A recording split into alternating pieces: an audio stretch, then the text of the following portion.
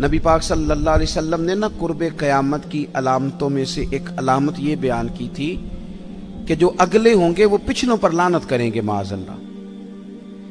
تو پلاننگ کی گئی، چونکہ امت میں ہمیشہ خیر تھی، منصوبہ بندی کی گئی، صحابہ سے لے کر کام شروع کیا گیا، اور داتا صاحب تک، اور داتا صاحب سے لے کر اعلیٰ حضرت تک، ہر صوفی کے بارے میں، ہر درویش کے بارے میں، حتیٰ کہ صحابہ اور اہل بیت کے بارے میں بھی لوگوں کے ذہن میں باتیں پیدا کرنے کی کوشش کی گئی، اس لیے کہ غلام اتنا برا نہیں ہوتا جو کسی کا ملازم ہو، وہ اتنا تنگ نہیں ہوتا جتنا مشکوک آدمی تنگ ہوتا ہے کہ پتہ نہیں صحیح ہے کہ نہیں، پتہ نہیں ٹھیک ہے کہ نہیں۔ یہ جو لوگ ڈبل مائنڈڈ ہوتے ہیں نا، اس کو چھوڑ دیں گے، صحیح چل رہا ہے، آپ تشریف رکھیں، آپ بات بیٹھ جائیں، اللہ خوش رکھے۔ گرمی جو ہے وہ سب کے لیے ہی ہے، اب آپ تشریف رکھیں اور مجھے موقع دیں بات کرنے۔ بھائیو، شک پیدا کیے جاتے ہیں۔ ایک بات آپ نے اچھی طرح اپنے ذہن میں رکھ لینی ہے کہ کتاب و سنت میں نا ایک پورا باب ہے، ایک دو حدیث نہیں، احادیث مبارکہ میں پورا چیپٹر ہے، پورا باب۔ ادھر دیکھو نوجوانوں، کیا کہنے لگا ہوں، ایک پورا باب ہے جس میں ہمیں حکم دیا گیا ہے کہ تم نے کچھ لوگوں سے نفرت کرنی ہے اللہ کی رضا کے لیے، اور کچھ لوگوں سے محبت کرنی ہے فقط اللہ کی رضا کے لیے۔ ایک دو تین نہیں، پورا باب ہے، اللہ کی رضا کے لیے پیار کرنا ہے۔ اپنا ذہن بنا لیں کہ ہم نے تشکیک کی طرف نہیں جانا، شک کی طرف نہیں جانا۔ اگر ہم تھوڑا سا یقین کا سفر حاصل کریں نا، یقین کا، آپ کی اپنی بات بھی اپنے اوپر اثر کرتی ہے۔ اگر آپ خود بھی بول کے کہیں نا، چھوڑ یار تو کیا فضول بات کر رہا ہے، یہ میرے نبی پاک کی امت ہے، یہ ہو سکتا ہے کہ اس امت سے خیر ختم ہو جائے، تو غلط بات کر رہا ہے، آپ کی اپنی بات بھی آپ کے اوپر اثر کرے گی۔ آپ خود بھی یہ بولیاں بولیں کہ وہ خدا کے بندو، تم کہیں بیٹھ کے غلط تحقیق کر رہے ہو، وہ جو صحابہ تھے نا، انہیں تو حضور سے ڈائریکٹ فیض لیا تھا۔ وہ جو حضور علیہ الصلوۃ والسلام کے اہل بیت تھے، انہوں نے تو آغوش رحمت میں بیٹھ کر تربیت لی تھی۔ آپ کہیں کہ اولیاء اللہ کتاب و سنت کی امین تھے، وہ کیسے بددیانتی کریں گے؟ وہ تو امین تھے، دیانتداری کے ساتھ گھر بار چھوڑ کے تبلیغ کے لیے نکلے تھے۔ آپ رونے والی کو بات سنانے لگے نا، کسی کو دکھ والی، تو آپ پہلے خود رو پڑتے، اور آپ کے ذہن میں بیٹھ جائے نا میں ہنسنے والی بات کرنے لگا ہوں، تو بات سنانے سے پہلے بندہ خود ہنس پڑتا ہے۔ اس کا مطلب ہے دوسرے کی تقریری اثر نہیں کرتی، اپنی بات بھی اپنے اوپر اثر کرتی۔ اس لیے خیر کے جملے کے سوا کبھی کوئی زبان سے بات نہ نکالے، ورنہ خود آپ مشکوک ہو جائیں گے۔ اللہ کی رضا کے لیے پیار کریں۔ حدیث پاک سنیں، الترغیب والترہیب میں، دیگر بہت سی کتب میں موجود ہے۔ حضرت ابو ادریس خولانی رضی اللہ تعالیٰ عنہ تابعی ہیں، وہ فرماتے ہیں کہ میں جامع مسجد دمشق میں داخل ہوا، ایک کالے سیاہ بالوں والا اور چمکدار دانتوں والا خوبصورت نوجوان میں نے مسجد میں درس دیتے ہوئے دیکھا۔ لوگ بہت سارے بیٹھے تھے، تو جب کسی مسئلے میں ان کی رائے مختلف ہوتی، اختلاف رائے ہوتا، تو اس جوان کی طرف وہ توجہ کرتے۔ وہ جوان اتنی خوبصورتی سے مسئلے کا حل بیان کرتا کہ لوگ آج شش کر اٹھتے۔ فرماتے مجھے ان سے محبت ہو گئی۔ میں نے نا اگلے دن سوچا کہ آج تو رش زیادہ ہے، کل اس وقت جاؤں گا جب لوگ کم ہو گئے۔ میں اپنی طرف سے سب سے پہلے جامع مسجد دمشق میں پہنچا، لیکن وہ خوبصورت نوجوان مجھ سے پہلے مسجد میں موجود تھے اور نفل ادا کر رہے تھے۔ میں بیٹھ گیا۔ ایک شخص سے میں نے کل ہی پوچھ لیا، یار یہ اتنے حسین و جمیل جوان ہیں کون ویسے؟ کہنے لگے آپ نہیں جانتے، یہ نبی رحمت علیہ السلام کے صحابی ہیں اور حضرت معاذ ابن جبل رضی اللہ تعالیٰ۔ کہتے میں اگلے دن پہلے گیا، وہ نفل پڑھ رہے تھے، میں مسجد میں داخل ہوتے ہی نا فارغ ہوئے تو میں نے ان سے ایک بات کی۔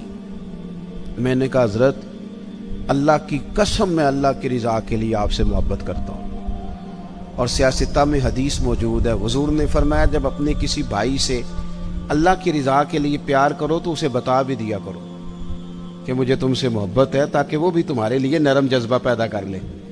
یا معاذ ابن جبل مجھے نا اللہ کی رضا کے لیے آپ سے پیار ہے، تو وہ صحابی تھے نا، وہ اس بات کا لطف لینے لگے، کہنے لگے ذرا سوچ کے کہو کیا کہہ رہے ہو، اس کا ذائقہ لینے۔ یہ شہادت گاہ الفت میں قدم رکھنا ہے نا، لوگ آسان سمجھتے ہیں مسلمان ہونا، تو یہ بڑا آسان کام لوگوں نے سمجھ لیا، دعویٰ کر دینا کہ میں فلانے کا غلام ہوں، یہ دعویٰ ہے۔ آپ سے دلیل پوچھی جائے گی کہ غلاموں کے تو رنگ ڈھنگ ہی اور ہوتے ہیں، صاحب میں فلانے کا مرید ہوں، تو یہ آپ کو کہنا کیوں پڑا؟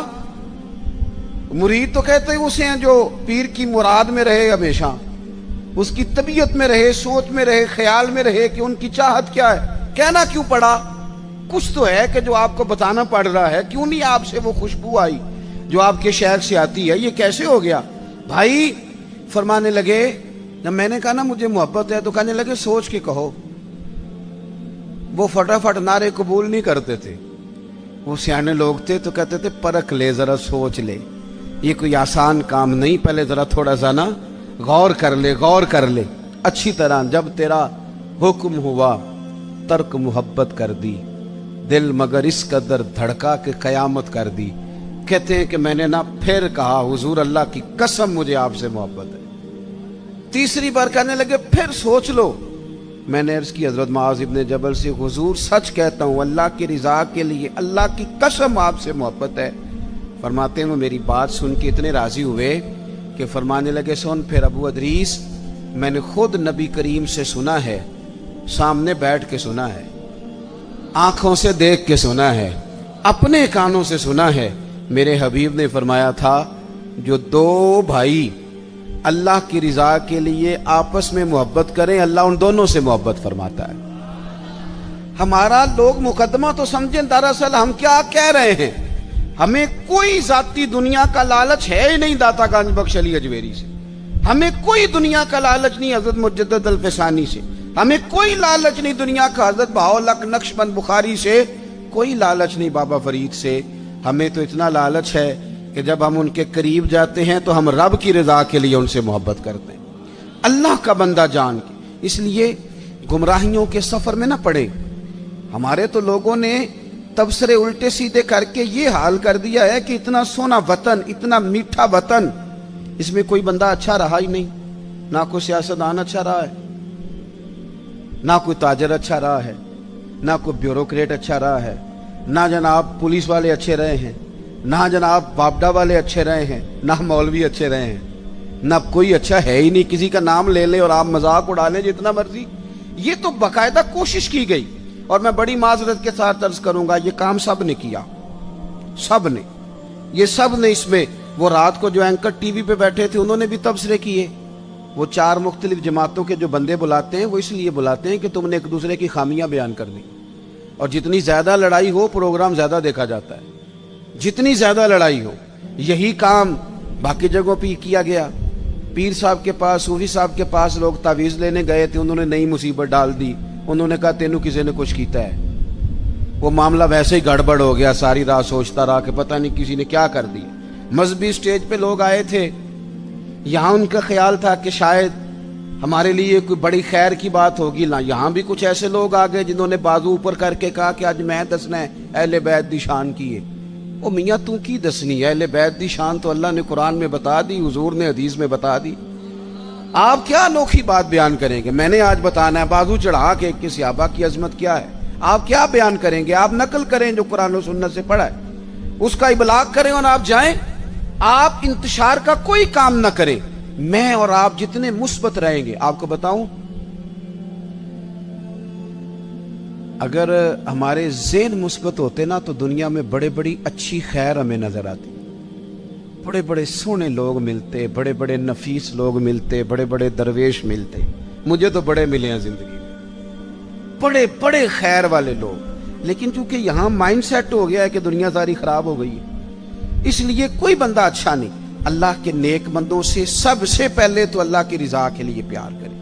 آپ ان سے کہ میاں تو جو کہہ رہا ہے نا تو اپنے پاس رکھ، میں نے تو حدیث میں پورا باب پڑھا ہے کہ اللہ کے بندوں سے پیار کرنا ہے رب کی رضا کے لیے۔ اس کو ذہن میں اچھی طرح سنبھالے، اور آپ کو تاریخ میں ایسے حسین لوگ ملیں گے جو سفر کرتے تھے رب کے بندے سے ملنے کے لیے۔ اب تو لوگ سفر نہیں کرتے، اب تو زیادہ تر یہی کہتے ہیں ساڑھے گھر آ کے زیارت کرا دو۔ ہاں وہ جناب السلام علیکم پیر صاحب جی، وعلیکم السلام، بڑی چاہت ہے جی آپ سے، بڑا پیار ہے، اچھا جی تو کہندے ٹائم دے دیو۔ تو بھئی یہ کس قسم کی چاہت ہے؟ آپ کو چاہت ہے تو آپ چل کے آئیں، آ کر کے ملاقات کریں. اور یہ چاہت مکمل بھی تب ہوتی ہے جب بات مان لی جائے. اگر پیر صاحب کہے ٹائم کوئی نہیں تو چاہت ختم، چھٹی. وہ چاہت بھی اتنی ہے صرف کہ جب تک بات مان لی جائے، یعنی فرما برداری میں بندہ رہ گیا تو چاہت پوری، اور اگر کہیں فرما برداری سے نکل گیا تو چاہت خراب. حضرت حرم بن حیان، یہ داتا صاحب نے لکھا ہے، چلیں اتفاق سے داتا صاحب کی بات بھی آ گئی. داتا صاحب کہتے ہیں حضرت حرم بن حیان تابعی ہیں. فرماتے ہیں جب مجھے پتہ چلا نا کہ نبی کریم علیہ السلام نے حضرت اویس کرنی کی تعریف فرمائی ہے اور کہا ہے کہ وہ میری امت کے لیے دعا کرے، تو کہتے ہیں میں حضرت اویس کرنی کو ڈھونڈنے نکلا. مسجد ڈھونڈنے نہیں، کتاب ڈھونڈنے نہیں، رب کا بندہ ڈھونڈنے. میں تیری تلاش میں پھرا جنگل پہاڑ اور دشت میں. کہتے ہیں میں مکے مدینے جہاں جہاں مجھے خبر ملتی میں گیا. جہاں جاتا لوگ کہتے یار وہ تو بڑا دیوانہ آدمی ہے. یہ داتا صاحب نے لفظ لکھے ہیں. داتا صاحب کہتے ہیں حضرت اویس کرنی کا حال یہ تھا کہ جب لوگ ہنستے تھے تو وہ روتے تھے، اور جب لوگ روتے تھے تو وہ ہنستے تھے. اسی کسے دے کچھ نہیں جے لگ گئے تے نہ کوئی ساڈا دردی. کوئی ضروری ہے کہ جس طرح دنیا چلائے ویسے چلنا ہے؟ آپ کا کوئی نظریہ ہو، آپ اپنے نظریے میں مست ہو کے زندگی گزاریں. فرماتے ہیں میں ڈھونڈتے ڈھونڈتے پہنچ گیا عراق. نہر فرات کے کنارے وضو کر رہے تھے اور میں نے وضو کرتے انہیں پا لیا. وہ فارغ ہوئے تو میں نے کہا السلام علیکم. پہلی ملاقات تھی. داتا صاحب کہتے ہیں حضرت اویس کرنی نے پلٹ کے دیکھا تو کہنے لگے وعلیکم السلام یا حرم بن حیان.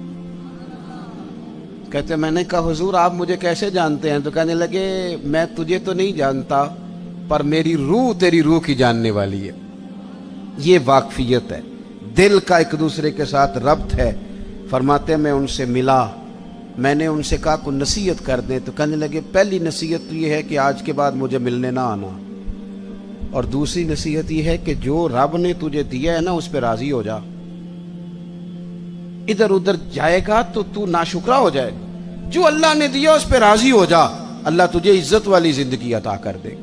اللہ کے بندوں سے فقط اللہ کی رضا کے، رب کی رضا کے لیے پیار کریں. دوسری بات، ہمارے یہ جو صوفیات تھے نا، اولیات تھے، یہ نظریاتی لوگ تھے، فکری لوگ تھے. جو فکری آدمی ہوتا ہے نا، نظریاتی بندہ، وہ زمانے کے مطابق نہیں چلتا، نظریے کے مطابق چلتا ہے.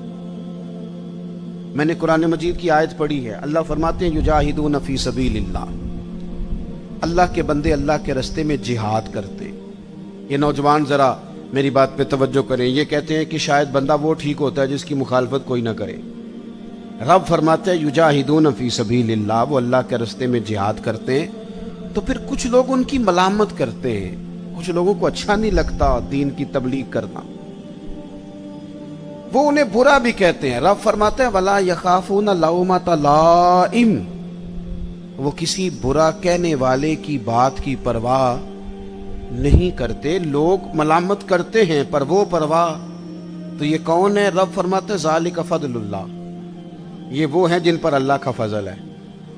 اور یؤتیہ من یشاء، یہ وہ فضل ہے جسے رب چاہتا ہے عطا کرتا ہے. ہمارے بزرگوں نے کام کیا.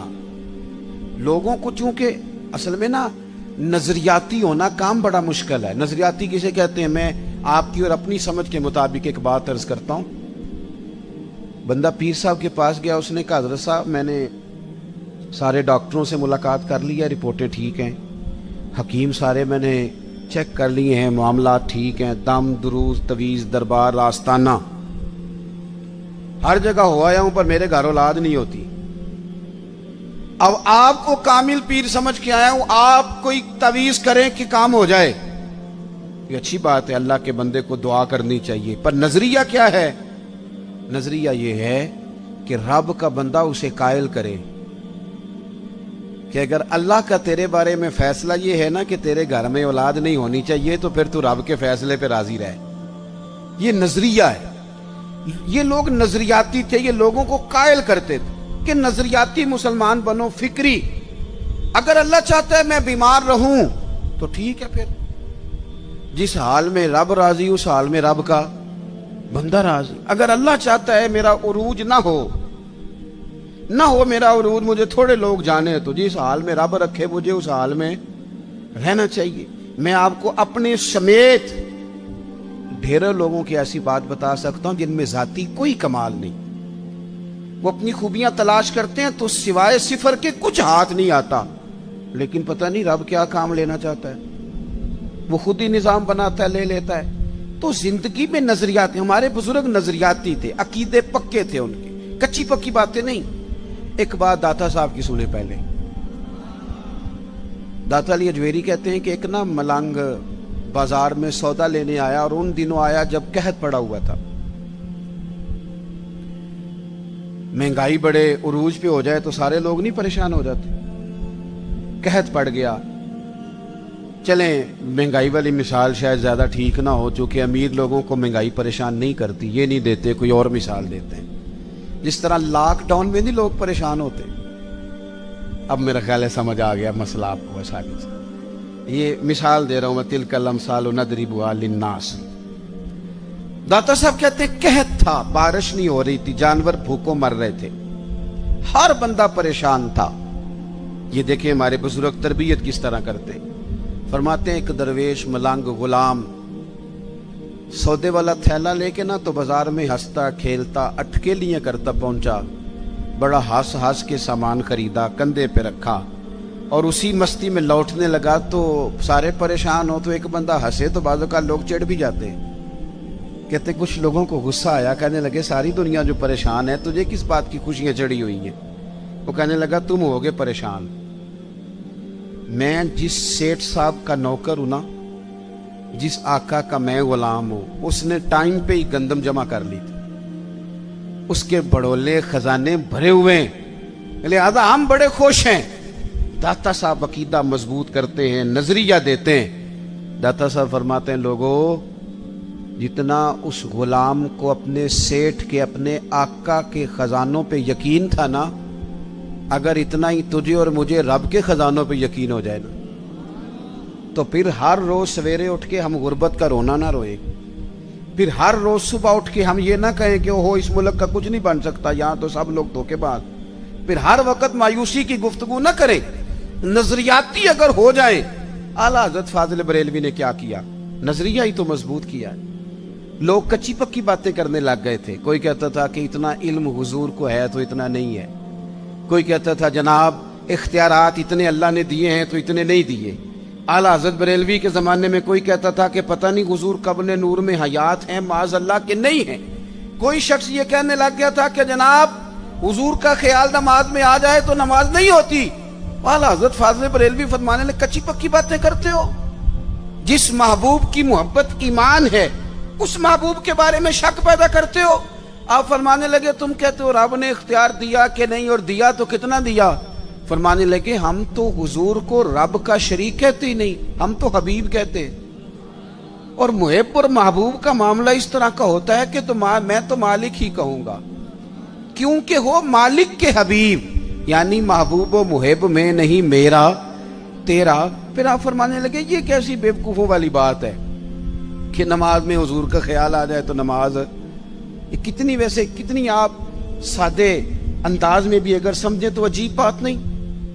आप जरा दुआ पढ़िए जो नमाज में इख्तिताम में अक्सर वही दुआ पढ़ी जाती है, वो पढ़िए रब्बना इग़फिरली।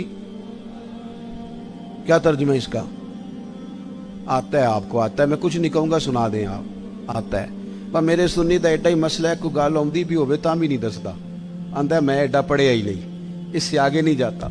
रब्बना इग़फिरली क्या तर्जुमा है?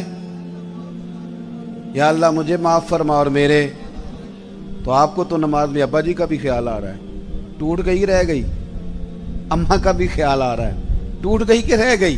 अजीब नादान बात है ना। ओ खुदा के बंदो, नमाज में तो यहूदी ईसाई की बात भी आती है, गैरिल मगदूबी अलैहिम वलद्दालीन की तफसीर पढ़ो ना, यहाँ से मुराद यहूदी और ईसाई लिखे हैं मुफस्सिरीन। तो काफिर का ख्याल भी आ रहा है। और आप जब कुफार के मुतल्लक आयात पढ़ेंगे तब्बत यदा अबी लहबिन व तब, ये क्या तमाशा हुआ, कितनी घिनौनी साजिश, इतनी गलत बात कि जी फलाने का ख्याल आ जाए तो ठीक है।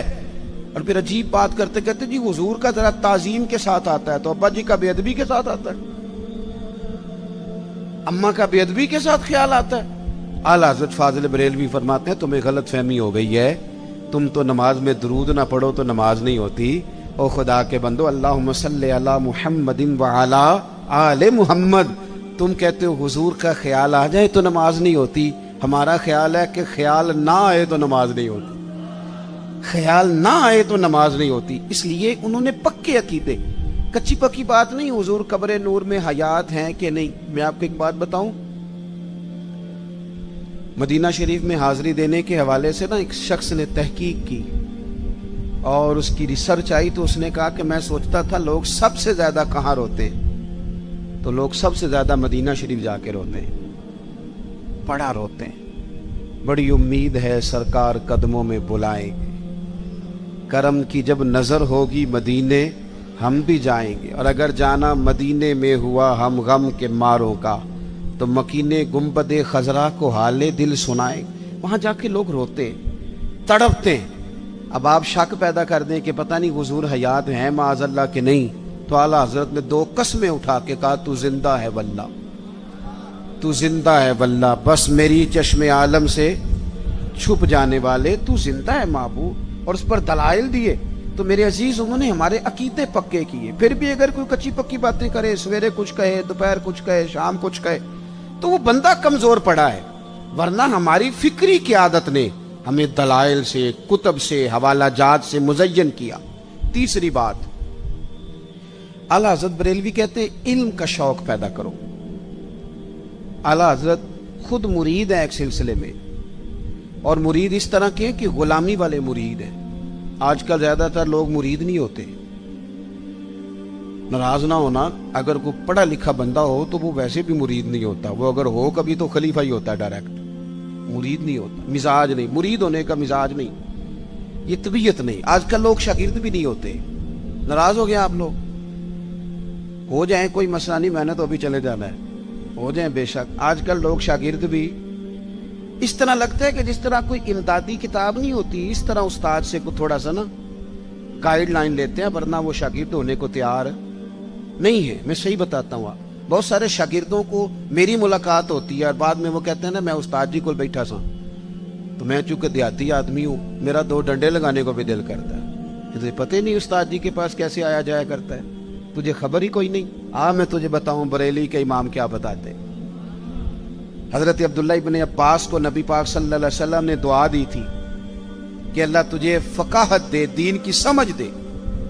حضور کی دعا سے بھی اللہ دے دیتا۔ حضور تو حضرت ابو ہریرہ کو خالی بظاہر خالی چلو بھر کے ڈال دے تو اللہ تعالیٰ اس سے قوت حافظہ دے دیتا ہے، تو یہاں تو دعا دی تھی، لیکن ان کا ذوق علمی کیا بنا، یہ اعلیٰ حضرت ملفوظات دیکھیے گا۔ وہ خاندان رسول کے چشم و چراغ ہو کے، حضور کے چچا زاد ہو کے، استاد کے دروازے پر جب پڑھنے جاتے تھے تو جا کے دروازے پہ دستک نہیں دیتے تھے، کہتے میں اپنے استاد کے دروازے پر کبھی حضرت ابی بن کعب کے پاس جاتا رضی اللہ تعالیٰ عنہ، کبھی حضرت زید بن ثابت کے پاس جاتا، میں جا کے باہر دروازے پہ بیٹھ جاتا، دستک نہیں دیتا تھا، ٹیلی فون نہیں کرتا تھا کہ پیر صاحب میں پہنچ گیا جی، ہار لے کے باہر آ جاؤں، باقاعدہ مرید صاحب آ گئے جلدی کر لے، استاد جی میں کب سے باہر کھڑا ہوں، یہ انداز نہیں۔ فرماتے ہیں کہ میں دروازے پہ بیٹھ جاتا اور کبھی کبھی بیٹھے بیٹھے تھک جاتا، دستک نہیں دینی، وہ خود آئیں گے تو دستک نہیں دینا۔ کہتے کبھی یوں بھی ہوتا کہ حضرت ابی بن کعب رضی اللہ تعالیٰ عنہ کا مکان کا دروازہ چونکہ صحرا میں کھلتا تھا تو ٹھنڈی ہوائیں مدینہ چومنے آتی تو ریت کے مقدس ذرے اڑ کے میرے بالوں میں بھی پڑ جاتی، لیکن میں دستک نہیں دیتا تھا۔ استاذ مردی سے باہر آتے تھے اور جب وہ آ جاتے تو پھر میں جھولی پھیلا کے کہتا میں آپ سے رسول پاک کی حدیثیں سننے آیا۔ حضرت زید بن ثابت سے حضرت عبداللہ ابن عباس نے حدیث کا سماع کیا تھا، ان سے روایت لی تھی۔ اعلیٰ حضرت فرماتے ایک دن گھوڑے پہ بیٹھ کے حضرت زید بن ثابت آ رہے تھے تو ضرورت کوئی نہیں تھی کیونکہ انہوں نے لگام تھامی ہے، گھوڑا چل رہا ہے، لیکن یہ بتانے کے لیے کہ میں شاگرد ہوں، یہ بتانے۔ میں کبھی اتنا مصروف نہیں تھا زندگی میں جب آج کل اتنا مصروف ہوا ہوں۔ کل میں نے ظہر کے بعد اسلام آباد سے کوئی 1 گھنٹہ اوپر پہاڑیوں پہ تھا میں، اور آج میں ظہر کے بعد آپ کے پاس ہوں، ابھی مجھے گوجرا جانا ہے اور پھر رات کو وہاں سے واپس لوٹنا ہے، اور کل ظہر کے بعد مجھے خانے وال پہنچنا ہے۔ کئی دفعہ ایک پیر اٹھاتا ہوں تو اٹھایا نہیں جاتا، گاڑی میں بیٹھے بیٹھے حد ہو جاتی، اور اس کے باوجود لوگ روزانہ 25-30 لوگ ہم سے ناراض ہوتے ہیں کہ ان بڑے ہو گئے وہ ٹائم ہی نہیں دیتے۔ اس کے باوجود یہ حال، کبھی کبھی کچھ چیزیں مزہ دیتی ہیں۔ میں نے ایک وعدہ کیا ہوا تھا، لاہور میں کسی سے میں نے جانا تھا، تو میرے استاد صاحب کا فون آ گیا، فرمان لگے کتنے میں؟ او شاگردو، ترس جاؤ گے نوازوں کو، یہ 2-4 جو رہ گئی ہیں ان کی قدر کرو۔ کتنے میں بھائی؟ میں اس کی تھی حضور میں کہا رہا ہوں۔ فرمان لگے پرسوں پنڈی جانا ہی۔ میں نے چونکہ لاہور وعدہ کیا ہوا تھا، میں کہ حضور میں ذرا اتنے کی کام میں پرسوں پنڈی کی مصروفیت ہے، تو میرے استاذ ہیں اور یہ بات انہوں نے کی تو میرا قد بڑا ہوا۔ فرمان لگے تینوں وضاحت دینا میں ضروری نہیں سمجھتا، تو پرسوں سویرے 9 بجے تیار ہو کے سڑک تے آویں، جانا ہے۔ بڑے لوگ دعوت دیتے ہیں، بڑے لوگ پیغام دیتے ہیں، بڑا پیار کرتے ہیں، آپ یقین کریں مزہ آ گیا بات کا۔ مجھے جو بندہ پوچھے پنڈی خیر ہے، میں کہا مینوں آپ نہیں پتا۔ گھر والے پوچھتے پنڈی خیر ہے، میں کہا مزہ بڑا آنا ہے جانے دا، پتہ کوئی نہیں کی کام میں۔ انہوں نے کہا پرسوں کبھی مزہ بھی تو لو نا، کبھی ذائقہ بھی تو لو نا۔ ہمارے ایک بزرگ ہیں